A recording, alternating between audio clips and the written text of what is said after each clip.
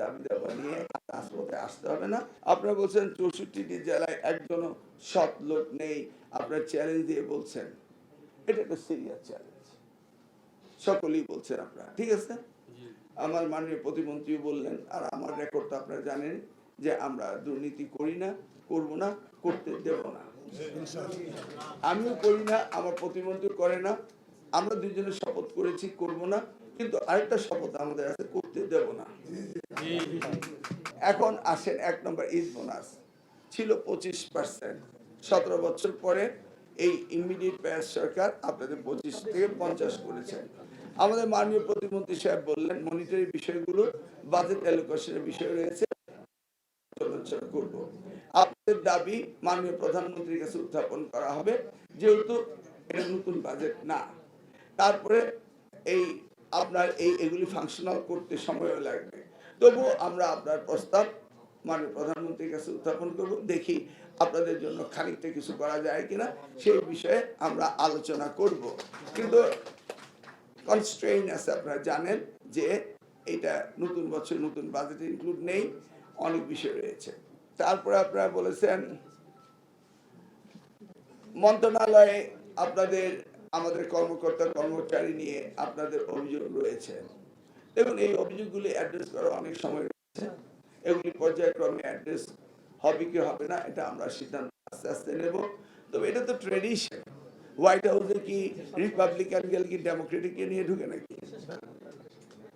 Clear, understood? অতএব এই সমস্ত বিষয়ে leave it up to us, এগুলি নিয়ে আমরা দেখি আমরা কিভাবে কাজ করব, এটা আমরা দেখি। ম্যানেজিং কমিটি, মাননীয় প্রতিমন্ত্রী বলেছেন আমরা আজকে ম্যানেজিং কমিটি নিয়ে বসার কথা ছিল, এই মিটিং শেষে আমরা বসবো। পলিটিক্যালাইজ করার বিরুদ্ধে আপনারা বলেছেন, উই আর একমত।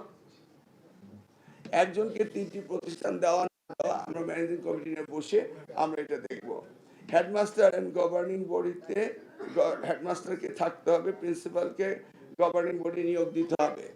এটা আমরা এনটিআরসি করেছিলাম, যে সুবিধাতে এটা চেঞ্জ হয়েছে, আমরা এনটিআরসি নিয়ে বুঝবো। আপনারা জানেন এনটিআরসি এটা আমার একক মানে কষ্টের ফসল ছিল, এখন এটা চেঞ্জ হয়েছে, আমরা বুঝবো, বুঝে রিভিউ করে দেখব কোন কোন জায়গায় আবার রিইনস্টেট করতে হবে।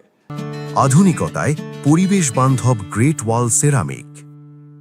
আপনারা বলছেন 64টি জেলায় একজনও সৎ লোক নেই, আপনারা চ্যালেঞ্জ দিয়ে বলছেন, এটা একটা সিরিয়াস চ্যালেঞ্জ, সকলেই বলছেন আপনারা, ঠিক আছে। আমার মাননীয় প্রতিমন্ত্রী বললেন, আর আমার রেকর্ড তো আপনারা জানেন যে আমরা দুর্নীতি করি না, করব না, করতে দেব না।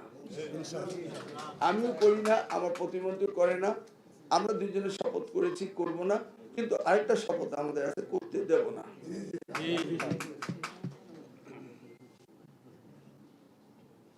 আর কি অবসর ভাতা বিষয়টা, এটা লেটেস্ট সিচুয়েশন কি, এটা নিয়ে আমরা এখনো বসিনি, আমরা এখন অফিসে সুস্থভাবে বসতে পারিনি, আমরা অবসর ভাতা নিয়ে বসবো এবং কল্যাণ ট্রাস্ট নিয়ে বসবো, এটা আমাদের এজেন্ডায় আছে।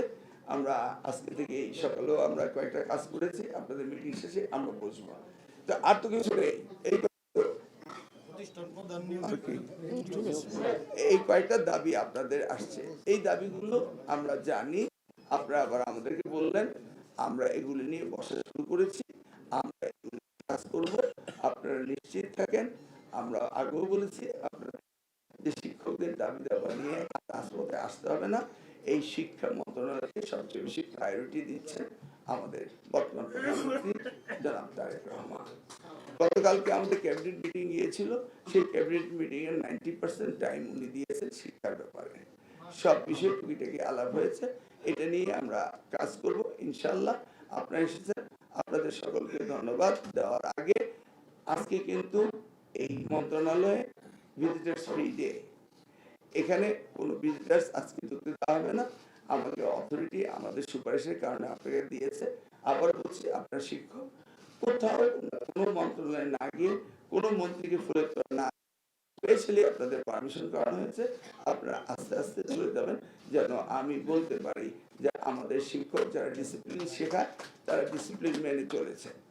আমি আবারও আপনাদের আন্তরিকভাবে ধন্যবাদ দিচ্ছি, আপনাদের দাবি দেওয়া আমাদের মনে আছে, এটা বাস্তবায়ন করতে হবে, করার জন্য আমরা পর্যায়ক্রমে পদক্ষেপ নেওয়ার কাজ আজকে এই দুপুর থেকে আমরা আমরা ওই মিটিংগুলো একটার পর একটা অর্গানাইজ করছি।